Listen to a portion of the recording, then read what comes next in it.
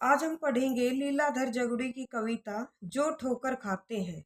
ये उनकी एक प्रेरणादायक कविता है। इस कविता में कवि ने जीवन में मनुष्य को संघर्ष करने की प्रेरणा दी है और कवि का मानना है कि जो व्यक्ति जीवन में संघर्ष करता है वही क्या है, उन्नति को प्राप्त होता है, अर्थात जीवन में उन्नति करता है, सफलता के मार्ग पर आगे बढ़ता है। तो आइए पढ़ते हैं कविता। जो ठोकर खाते हैं वे परवाह पा जाते हैं, बिना गीत लिखे बिना गीत गाए वे चाल के लय ताल और छंद से परिचित हो जाते हैं। ठोकर पत्थर नहीं खाते, या तो आदमी खाते हैं या नदियां खाती है या हवाएं खाती है। पत्थर तो टकराते हैं, जो भी ठोकर खाते हैं परवाह पा जाते हैं। कवि क्या कहना चाहते हैं?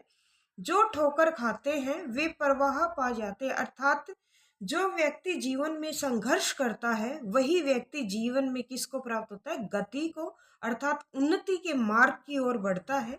बिना गीत लिखे बिना गीत गाए वे चाल के लय ताल छंद से परिचित हो जाते हैं, अर्थात जीवन की जिस भी प्रकार की परिस्थितियां हैं, व्यक्ति संघर्ष करते हुए, अर्थात जो व्यक्ति संघर्ष करता है वह जीवन की प्रत्येक परिस्थिति से क्या हो जाता है? परिचित हो जाता है और उनमें से आगे बढ़ने की जो प्रेरणा लेता हुआ वो संघर्ष करते हुए क्या है, अपने जीवन में आगे बढ़ता है। ठोकर पत्थर नहीं खाते। कवि कहता है कि पत्थर कभी ठोकर नहीं खाते, या तो आदमी खाते हैं या नदियां खाती है या हवाएं। पत्थर तो सिर्फ क्या करते हैं? टकराते हैं। जो भी ठोकर खाते हैं परवाह पा जाते हैं, और जो भी क्या करते हैं? ठोकर खाते हैं, चाहे वो मनुष्य है, नदी है या हवा है, तो वो ठोकर खाकर क्या करते हैं? अपने जीवन में सफलता के मार्ग पर या विकास के मार्ग पर क्या करते हैं? आगे बढ़ते हैं। जहां पानी को ठोकर खानी पड़ती है, बिना वाद्यों के आवाजें निकल आती हैं। ठोकर एक संभली हुई नई भाषा को जन्म देती है। यहीं पर ठोकर खाई हुई और ठुकराई हुई भाषा का पता पड़ जाता है। छोटी ठोकर लरजती है, गरजती है।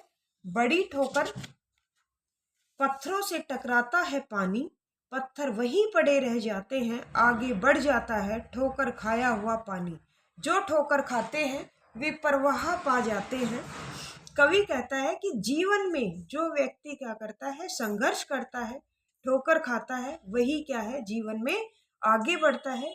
कि जिस तरह पानी को ठोकर खानी पड़ती है, अर्थात उसको आगे बढ़ने के लिए संघर्ष करना पड़ता है, बिना किसी वाद्य यंत्र के ही उससे क्या निकलने लगती है? संगीत की ध्वनियां निकलने लगती है।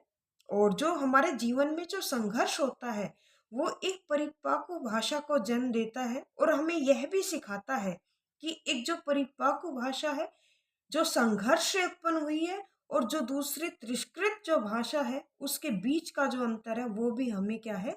सिखाता है। कवि आगे कहता है, जब किसी को क्या है? बड़ी ठोकर लगती है तो वह उसके जीवन में कुछ विशेष करने का जो उद्देश्य है वो क्या करती है?